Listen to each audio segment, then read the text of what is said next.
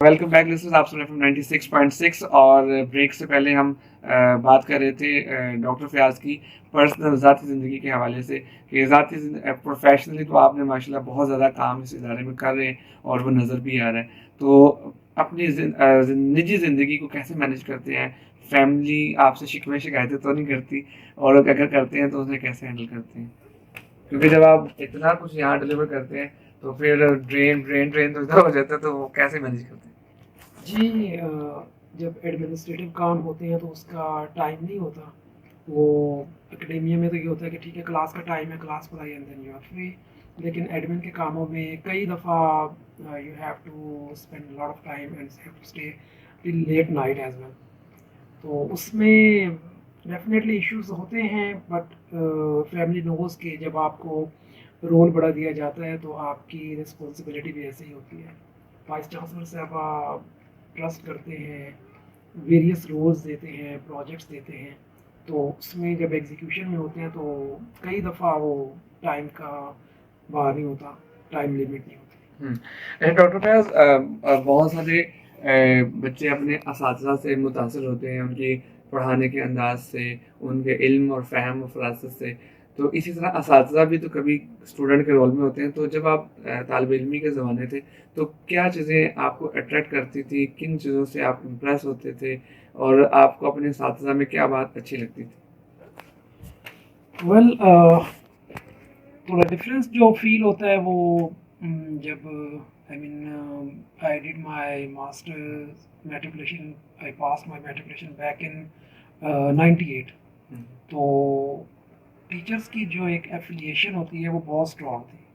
वो तालीम के साथ तरबियत को एक साथ एलिमेंट बनाते थे। With the passage of time वो चीज़ कम होती गई, जिस तरह एजुकेशन कमर्शलाइज हुई तो चीज़ें उस तरह से नहीं रही। No doubt college level then university, हर स्टेज पे कुछ टीचर्स ऐसे मिले जिनको मैं आइडियलाइज करता हूँ, उनसे बहुत सीखा है। और इवन जब मैं अपनी प्रोफेशनल लाइफ में आया तो during my last job I learn a lot. Even before my PhD I spend time in institute of space technology. वहाँ पे जो मेरे इमीडिएट थे इज़ डॉक्टर नजम, उनसे मैंने बहुत सीखा। वो ना सिर्फ मेरे मेंटोर बल्कि he was good friend of mine. तो लाइफ पूरी आप सीखते ही हैं लोगों हुँ। से। हाँ, उसमें अच्छे ज़्यादा एक्सपीरियंस अच्छे रहे अल्हम्दुलिल्लाह। जी। अच्छा, और फिर उस्ताद का काम पढ़ाने से है, और उस्ताद पढ़ाने के लिए बहुत सारी किताबें, सिलेबस और सिलेबस से हट के भी बहुत सारी किताबें पढ़ते हैं। और अगर आपको 3 किताबों का इंतखाब करना पड़े कि जिन्हें आपने प्रायोरिटी लिस्ट पे पढ़ना है या ख़त्म करना है, वो कौन-सी 3 किताबें होंगी? लोकल होंगी, इंटरनेशनल होंगी? किस किस्म की किताबें आप पढ़ना पसंद करते हैं? तो अगर आप हमारे सुनने वालों को बता सकें कि ये 3 किताबें मैं ज़िंदगी में ज़रूर पढ़ना चाहता हूँ, तो वो ज़रा काइंडली आप बताइए। ये ज़रूर, हाँ, किताब से दूरी बहुत हुई है। और हुँ, आई डू फील कि हमारे यहाँ मेरे साथ भी यही हुआ। बट उसमें इंटरनेशनली स्टीफन कवे, उसकी बुक हुँ, हैबिट्स ऑफ सक्सेसफुल पीपल, हुँ, उसको मैं हमेशा रिकमेंड करता हूँ। हुँ, ज़रूर पढ़ना चाहिए, ज़रूर पढ़ना चाहिए। हुँ, उसके अलावा जो उर्दू में एक मुझे काफ़ी एक रग़बत रही उसमें पढ़ने में, तो मैंने तारिक इस्माइल सागर, नसीम हुँ, हिजाज़ी, हुँ, वो इस्लामिक हिस्ट्री, हुँ, पाकिस्तानी हिस्ट्री, उसके ऊपर बड़ा अच्छा काम किया उन्होंने, हुँ, बहुत अच्छा लिखा है। हुँ, उनको बहुत पढ़ा। और अल्टीमेटली एंड ऑब्वियसली कुरान पाक। डेफ़िनिटली। वो अच्छा डॉक्टर साहब, खाना एक बड़ा इम्पोर्टेंट कंपोनेंट है। और अगेन, खाने-पीने की बात की जाए तो हर इंसान की अपनी पसंद नापसंद होता है। तो आप हमारे लिसनर्स को कोई कोई सी 3 बेस्ट रेसिपी जो आप समझते हैं कि ये हों तो बस डॉक्टर फयाज़ सारे काम छोड़ के तो उन्हीं की तरफ आते हैं। वेल पाकिस्तान में क्योंकि मेरा तकरीबन 6-7 साल चाइना में टाइम गुजरा, उसके बाद उसी दौरान मुझे स्टेट्स में 2-3 बार जाने का इत्तेफाक हुँ, हुआ। बारबेक्यू, जी। मतलब उसमें टिक्का जी, जी। बड़ा इम्पोर्टेंट। फिर खीर जी। स्वीट में।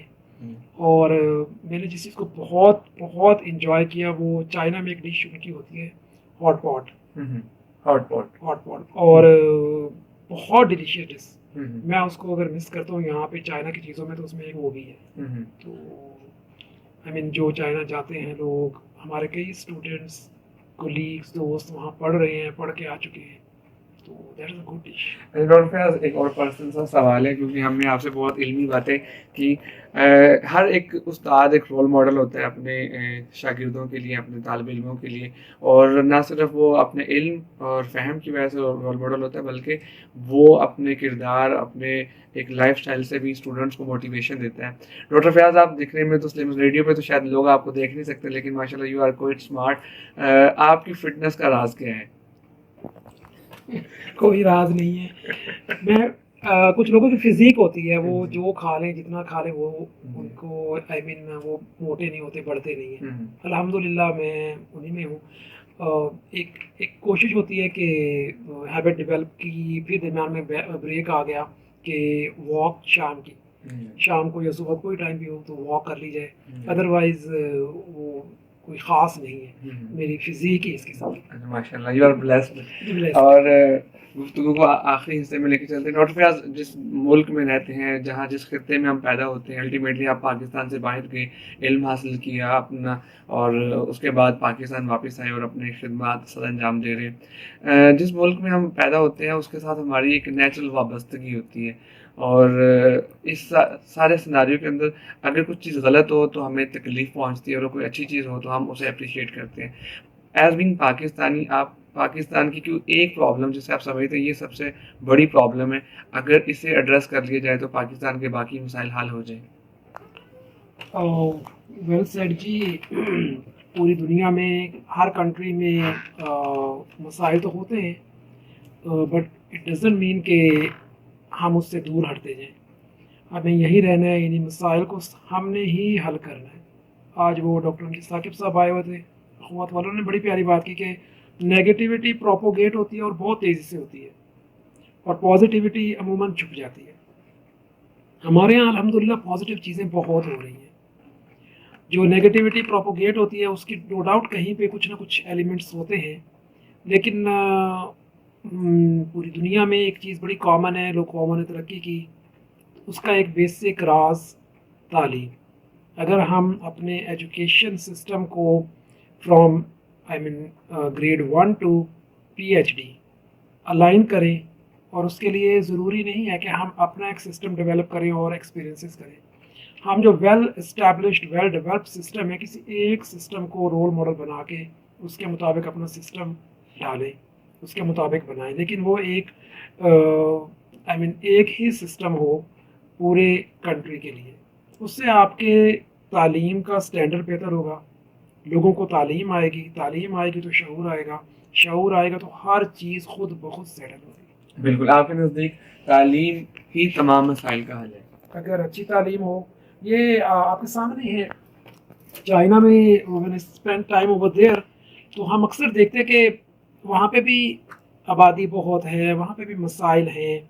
नो डाउट वहाँ पे स्टेट ने एक काम किया कि बेसिक ज़रूरियात लोगों को प्रोवाइड की, लेकिन वहाँ पे तालीम ने लोगों का माइंड बदल दिया, शऊर बदल दिया। हम्म, वहाँ पे लोगों को इतना शऊर ज़रूर है कि हमने अपने कंट्री के ख़िलाफ़ बात नहीं सुननी, हम्म, हमने अपनी कंट्री के लिए खुद कंट्रीब्यूट करना है, हम्म, और that was a big change. Definitely, because education is the ultimate solution provider. अच्छा डॉक्टर फयाज, आज का आखिरी सवाल। आज आप तालिब इल्मों में किन 3 खूबियों को देखना चाहते हैं कि ये 3 खूबियाँ हर तालिब इल्म के अंदर होनी चाहिए, जिन्हें आप आइडेंटिफाई कर सकें, क्योंकि इस प्रोग्राम की बड़ी ऑडियंस तालिब इल्म है, तो obviously you are an inspiration to them as well. तो आप अपने विजडम की रोशनी में क्या समझते हैं कि एक तालिब इल्म को इन एरियाज में तो ज़रूर स्ट्रांग होना चाहिए? Well, very important thing is book reading. हम उससे बहुत दूर चले गए हैं। अब ख़ास तौर पे पोस्ट कोविड एरा जो आया है, उसमें तो यही देखा गया कि बच्चे, स्टूडेंट्स जो हैं, ख़ास तौर पे जो प्रॉब्लम हम फेस कर रहे हैं, स्टूडेंट्स मोबाइल की हद तक महदूद हो गए हैं, बुक से बहुत दूर चले गए हैं। बुक रीडिंग हमें किसी तरह से भी एज अ टीचर, हमारी रिस्पॉन्सिबिलिटी बहुत ज़्यादा कि हम बच्चों को बुक रीडिंग पे लेके आएँ, हमारी लाइब्रेरीज आबाद हो। Second thing, hard working. बहुत शॉर्टकट्स के हम आदी हो गए हैं। और उसमें शायद हम अगर रोल प्ले करें, क्योंकि बीइंग अ टीचर मैं समझता हूँ कि हम इसके अंदर कुछ कहेंगे, बताएंगे, स्टूडेंट वो डेफिनेटली लिसन। हम्म, और तीसरी चीज़, honesty. If we are honest, just एक ये ऐसा एक एक बुनियादी असूल है, अल्लाह के नबी सल्लल्लाहु अलैहि वसल्लम ने बताया और हमारे लिए एक रहनुमाई बन गया forever. This is thank you so much doctor Fayaz, आपने अपना कीमती वक्त में से कुछ वक्त हमारे स्टूडियो में बिताया और यकीनन आपकी जो गुफ्तगू है हमारे सुनने वालों के लिए, खासकर तालिब इल्मों के लिए अगर बात की जाए तो उनके लिए बड़ी प्रोडक्टिव साबित हुई होगी और आपकी पर्सनल ज़िंदगी से भी उन्होंने बहुत सी बातें सीखी होंगी और कहीं ना कहीं अगर इस्लाह की ज़रूरत है तो यकीनन सुनने वाले अपनी इस्लाह करेंगे। और सबसे इम्पोर्टेंट बात डॉक्टर साहब ने जो आखिर में की कि आका करीम सल्लल्लाहु अलैहि वसल्लम से जो हमें सबसे बड़ी रहनुमाई मिलती है वो है ऑनेस्टी। जब हम अपनी ज़ात के साथ ऑनेस्ट होते हैं तो फिर नताइज बदल जाते हैं। कल मैंने डॉक्टर साहब एक बड़ी खूबसूरत लाइन पढ़ी, अगर हम रिजल्ट्स पे फोकस करें तो रिजल्ट्स चेंज नहीं होते, अगर हम चेंज पे फोकस करें तो चेंज से रिजल्ट्स बदल जाते हैं। तो हमें अपने अंदर पॉजिटिव तब्दीली के लिए कोशिश करनी चाहिए और उसके लिए एक्टिव रहना चाहिए। आज के इसी कलाम के साथ डॉक्टर साहब आपका अगेन बहुत शुक्रिया। मुझे दीजिए इजाज़त, तो सुनते रहिए FM 96.6 वॉइस ऑफ LCW।